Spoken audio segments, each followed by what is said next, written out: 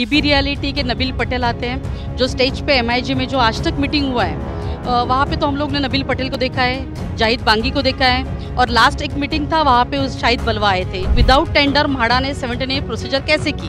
हम लोग का सवाल एक ही है, हम लोग आज भी वही बोल रहे हैं, वही दोहरा रहे हैं कि हम लोग को डेवलपमेंट चाहिए। सब दबाव तंत्र चालू है सबके ऊपर, लोगों को भी लग रहा है कि ये सब गलत हो रहा है। घर घर में ये हमारी बात गई है कि हमने जो महिला मोर्चा निकाला था वो सही था। जो भी बिल्डर आया है, जो नाम से बिल्डर आया है, वो नाम का एक भी आदमी नहीं है, उस पैनल का एक भी आदमी नहीं है। Hello and welcome viewers. We are reporting from the Gandhinagar Low Income Group Housing Colony in Kalanagar, Bandra, where a controversial redevelopment project has raised concerns about the transparency and fairness among the residents.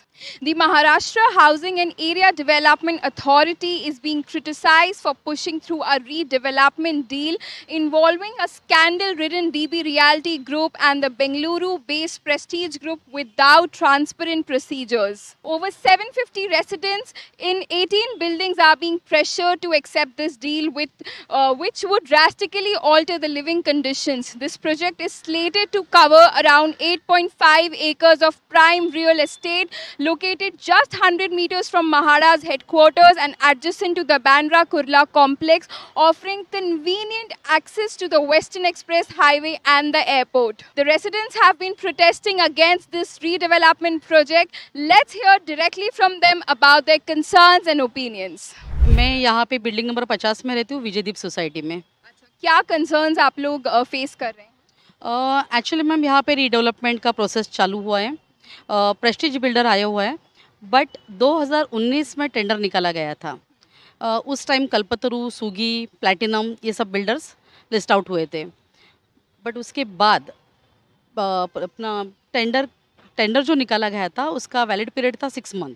उसके बाद जो अभी Prestige आया हुआ है, उन्होंने Prestige जो है प्रेस्टीज फाल्कन के नाम से 2022 नवंबर को म्हाडा में रजिस्ट्रेशन किया है और इरफान रज़ाक उनके ओनर है। बट आज तक हम लोग ने प्रेस्टीज को देखा नहीं है, ना ही इरफान रज़ाक को हम लोग आज तक मिले हैं। उनके बदले डीबी रियलिटी के नबील पटेल आते हैं, जो स्टेज पे एमआईजी में जो आज तक मीटिंग हुआ है वहाँ पे तो हम लोग ने नबील पटेल को देखा है, जाहिद बांगी को देखा है, और लास्ट एक मीटिंग था वहाँ पे उस शाहिद बलवा आए थे। जो एमआईजी में मीटिंग था जहाँ पे इरफान रज़ाक आए हुए थे, उसी टाइम अपना शाहिद बलवा भी आए थे उनके साथ। बट आज तक लोगों ने इतनी डेवलपमेंट हो गई, 79 प्रोसीजर म्हाडा ने कंप्लीट किए, बट उन्होंने ये नहीं पूछा कि टेंडर नहीं निकाला है। विदाउट टेंडर म्हाडा ने 79 प्रोसीजर कैसे की? हम लोग का सवाल एक ही है, हम लोग आज भी वही बोल रहे हैं, वही हम लोग भी वही चाहते हैं। भाई आप लोग 18 बिल्डिंग का क्लस्टर प्रोजेक्ट करने वाले हो, क्लस्टर प्रोजेक्ट में आपने अभी तक हम लोग को बिल्डर को नहीं मिलाया। बांद्रा में म्हाडा में already dB reality black listed है, तो भी लोग उनके साथ जाना चाहते हैं। आज तक किसी ने ऐसा सवाल नहीं पूछा है कि हम लोग प्रेस्टीज का नाम ले रहे हैं। ज़रूर प्रेस्टीज है, प्रेस्टीज को हम लोग ना नहीं बोल रहे, प्रेस्टीज बैंगलोर बेस, उनका बैकग्राउंड अच्छा है, उनका रिपोर्ट अच्छा है, बट प्रेस्टीज आज तक लोगों के सामने क्यों नहीं आए? जो मुंबई बोर्ड के अध्यक्ष है मिलिंद बोरीकर जी, उन्होंने एक बार सबके सामने, मीडिया के सामने आके कहे कि इसमें ये जो प्रेस्टीज का प्रोसीजर चालू है वो कंप्लीट प्रोसीजर है, वो गलत नहीं है। एक प्रॉब्लम लोगों में है कि लोग डर के मारे आगे नहीं आ रहे हैं।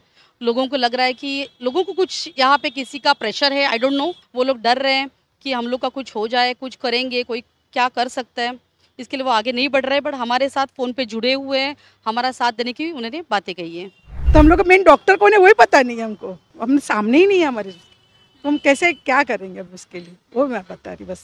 नहीं, डीबी रियलिटी का भी क्या, उनका भी जो प्रोजेक्ट जो टेंडर हम लोग से तो कुछ उसके बारे में बताया नहीं, कुछ पता नहीं। 79 ये जो भी हो गया वो भी हम लोग का रात को 8 बजे हो गया, वो भी हम लोग को कुछ आइडिया नहीं उसके बारे में। और मैं तो इतना पॉलिटिक्स में तो हूँ नहीं। हम लोग फेस कर रहे हैं कि जो अभी प्रेस्टीज बिल्डर जो आया है गांधीनगर में, वो एक ही बिल्डर आया है, टेंडर वो लोगों ने निकाला नहीं है, एक ही बिल्डर के ऊपर सब चल रहे, तो सब दबाव तंत्र चालू है सबके ऊपर, लोगों को भी लग रहा है कि ये सब गलत हो रहा है। तो हमने अभी 5-6 दिन पहले एक महिला मोर्चा निकाला था, वो गांधीनगर के रहवासियों के साथ ही निकाला था हम लोगों ने। तो उसके बाद थोड़ा सबको मालूम पड़ रहा है कि हम लोग क्या कर रहे हैं, लड़ रहे हो। इसके लिए अभी घर घर में ये हमारी बात गई है कि हमने जो महिला मोर्चा निकाला था वो सही था। जो प्रेस्टीज बिल्डर अभी आया है वो सब किसी को भी मालूम नहीं है ये कौन है क्या है।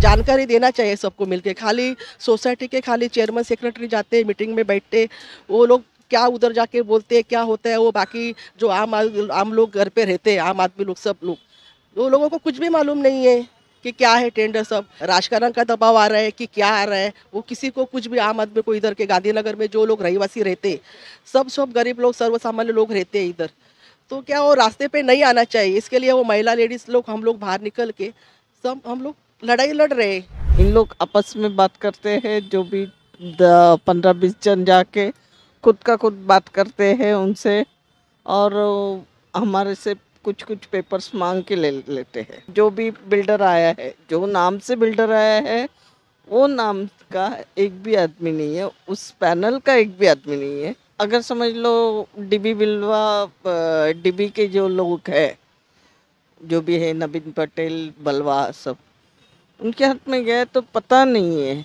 आज एक बीकेसी 10 ना, हाँ बीकेसी 10 का जो बिल्डिंग उधर का रिडेवलपमेंट था, आज करीबन 10 साल नहीं हुआ है। एक जो पॉइंट है जो हमेशा रिपीट हो रहा है वो है टेंडर्स। अभी ये जो प्रेजेंट जो बिल्डर है वो कौन से टेंडर के ऊपर उसने अपना प्रपोजल डाला है, नोबडी नोस। अगर कुछ टेंडर 4 साल 5 साल पहले अगर कोई फ्लोट किया गया है तो 5 साल पहले के टेंडर के ऊपर 4 बिल्डर आए थे, उनको जो टर्म्स एंड कंडीशन रखे गए, जो सेम टर्म्स एंड कंडीशन इसी बिल्डर को रखे गए या नहीं रखे गए, अगर इनको न्यू टर्म्स एंड कंडीशन दिए गए तो सबको फेयर डील मिलना चाहिए। Why this terms and condition are not put to the earlier builders. तो एक टेंडर फ्लोट करके जो जिनको बिड करना है, जो पहले के 4 बिल्डर थे या अभी के बिल्डर है, सबको फेयर अपॉर्चुनिटी देके उनको कम्पीट करने का अपॉर्चुनिटी मिलना चाहिए।